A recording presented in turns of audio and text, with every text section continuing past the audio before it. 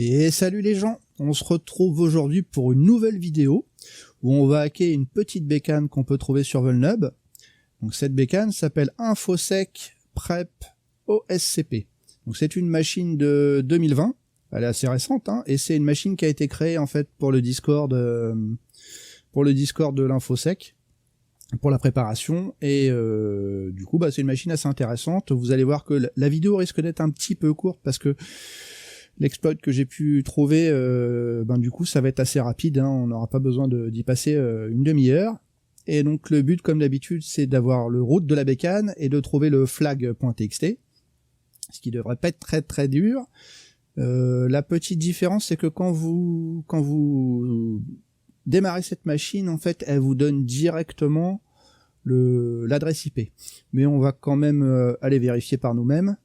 Alors, petite différence par rapport à avant, je me sers du terminal qui s'appelle Terminator, parce que en fait c'est bien pratique pour s'organiser.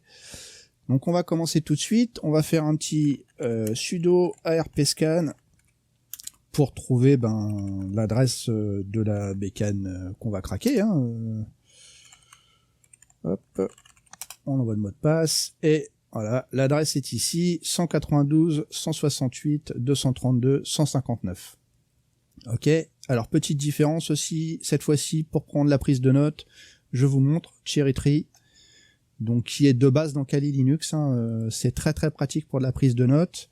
Donc on va appeler celle-ci OSCP Vulnub. Et je vais vous montrer tout de suite pourquoi c'est très pratique. C'est parce qu'une fois qu'on a une node principale ici, on peut faire des nodes, des sous-nodes en fait. Et donc on va en faire une qui va s'appeler énumération.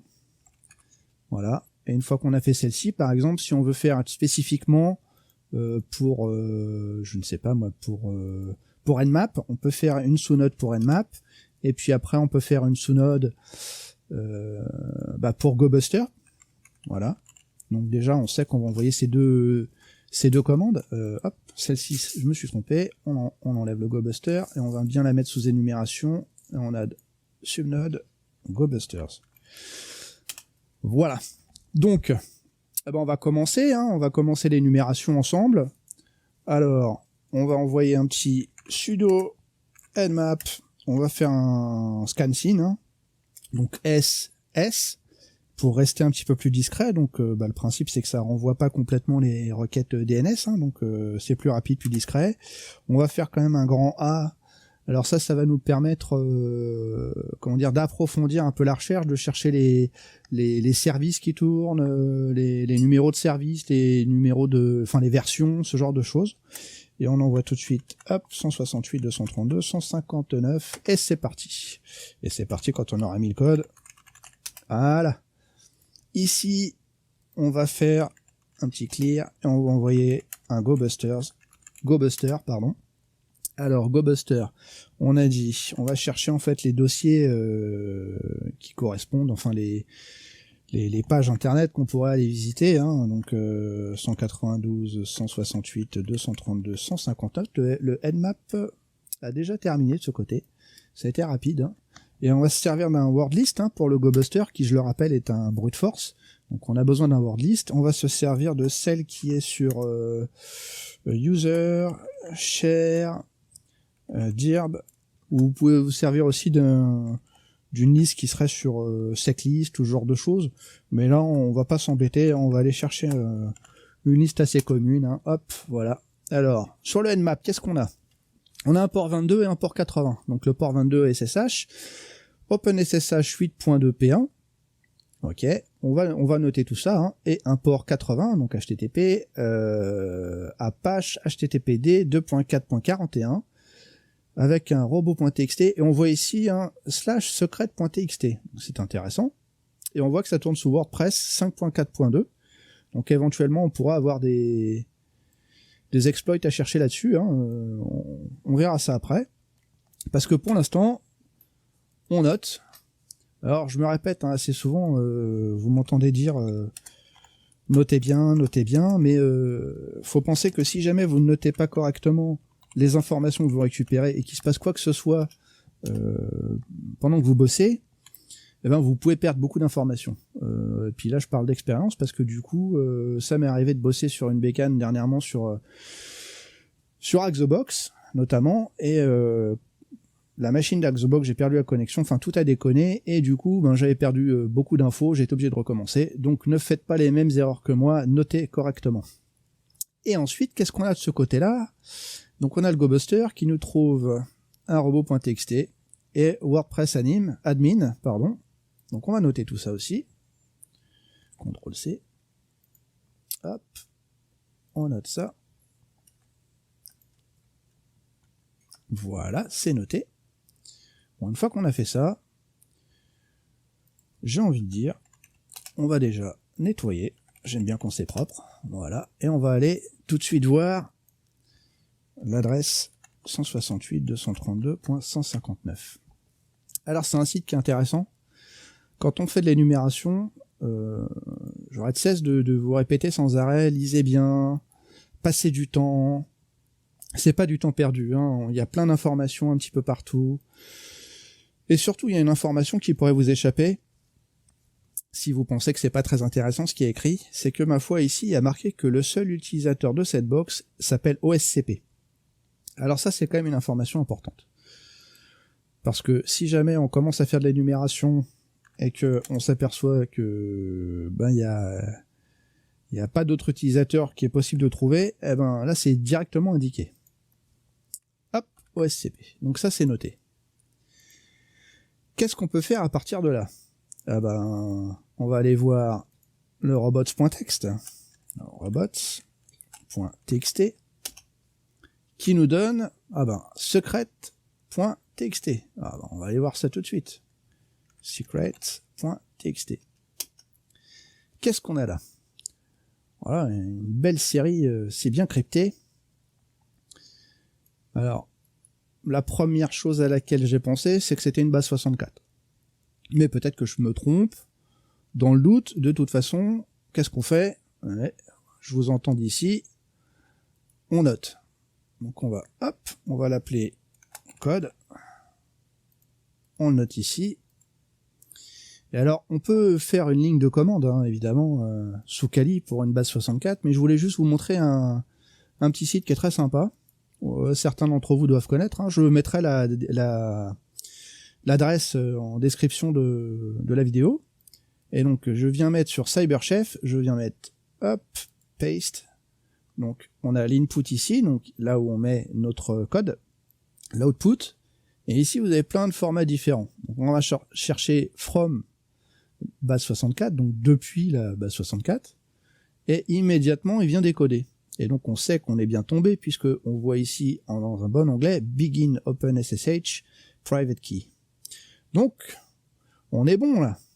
Puisque quand même, on a une clé privée de OpenSSH, et on a l'utilisateur.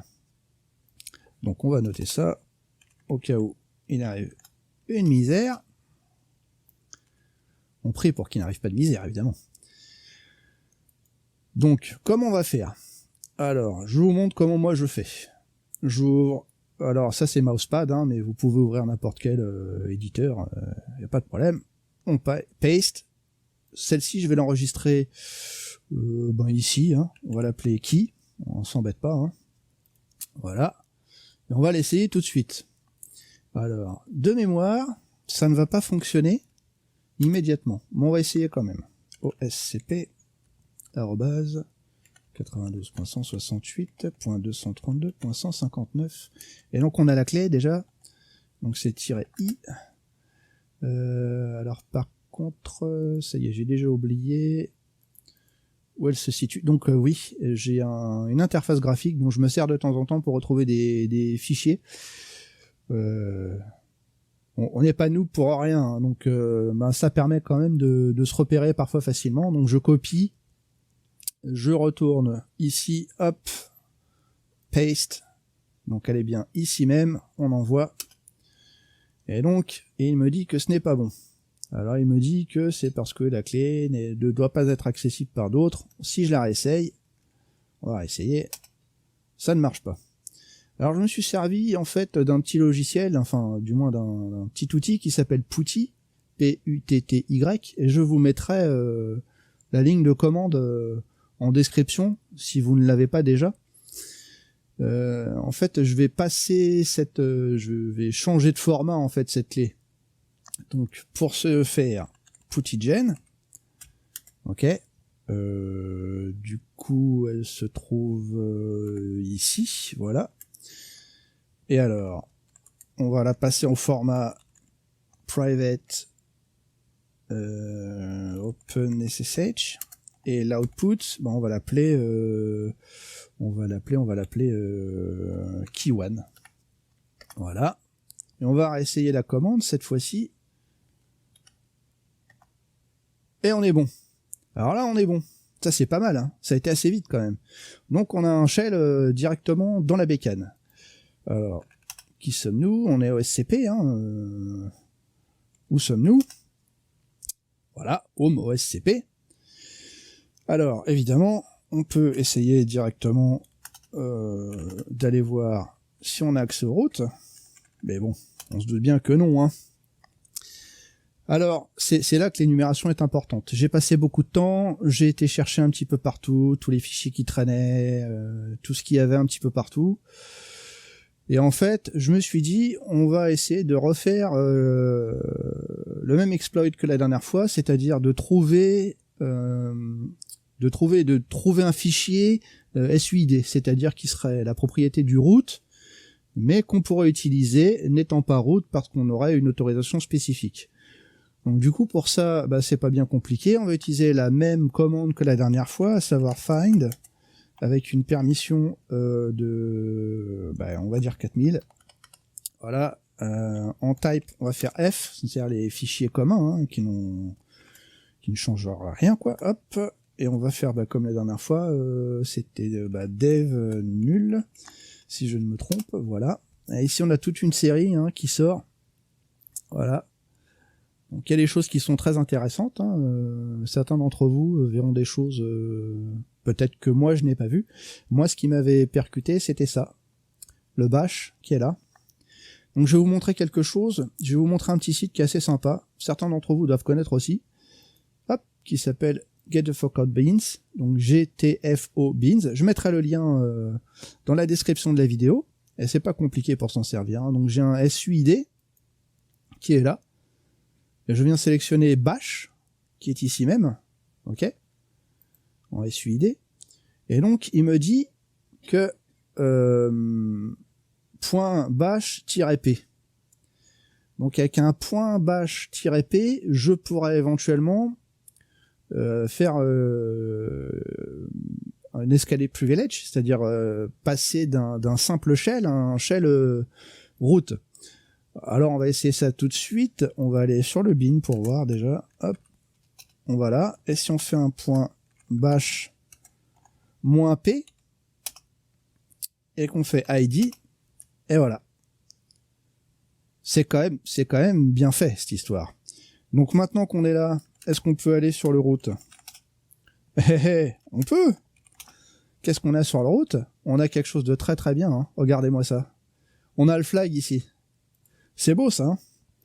Là on fait un petit cat, flag.txt, pom pom pom, on est dessus, et voilà. On a eu le flag, on a craqué la bécane. Voilà, ça a été rapide, hein. Je vais pas regarder combien de temps, mais là je pense qu'on est à même pas 15 minutes de vidéo. Alors évidemment, hein, dans la réalité, ça m'a pris des heures, parce que j'ai passé du temps à énumérer en fait à peu près tout ce qui se trouvait sur la bécane, et puis j'ai fini par me dire, écoute garçon, ça a bien marché la dernière fois avec le SUID, on va essayer comme ça, peut-être que tu vas trouver un cron, peut-être que tu vas trouver autre chose, et en tombant sur le bash, je me suis dit on va essayer de faire ça. Alors peut-être que certains d'entre vous auront d'autres solutions, ça c'était la mienne, et je voulais vous la proposer parce qu'elle est assez simple. Alors je vous mettrai encore une fois sur la description l'adresse de la bécane, que vous pouvez trouver ici même. Alors là, il n'y a pas de lien directement pour avoir d'autres solutions que la mienne, mais bon, Google est mon ami, hein. Je veux dire, si vous voulez trouver d'autres choses que ce que moi je fais, j'imagine que sur le net, il y en a des dizaines de disponibles. En français, je ne sais pas, mais en tout cas en anglais, c'est forcé. Hein. Alors, je sais pas trop s'il y en a, mais c'est obligé. Qu'est-ce que je vous mettrai aussi la commande pour avoir PutyGen si jamais vous ne l'avez pas. Hein. Alors c'est pas compliqué, ce sera un apt-get install PutyTools. Et puis je vous mettrai aussi évidemment l'adresse de Get the Fuck Out Beans et de CyberChef, parce que ce sont quand même deux petits outils, deux petits sites internet qui sont hyper pratiques. Ça demande pas de connaissances particulières. Donc voilà, je vous remercie d'avoir regardé cette vidéo. Si vous avez des petits messages à me laisser, ben n'hésitez pas, un petit commentaire. Si vous avez vu quelque chose que j'ai fait de travers, si vous avez vu quelque chose qui aurait pu être fait et que je n'ai pas fait, si vous avez des petits conseils à me donner, vous voulez voir une machine spécifique qu'on va essayer de craquer, eh ben vous me laissez un petit message, ça me fera plaisir. N'hésitez pas à vous abonner, à me laisser un petit pouce bleu, machin, tout ça, YouTube, ça vous connaissez, il n'y a pas de souci. Et puis je vous remercie tous de m'avoir suivi et je vous dis à bientôt et Kenavo.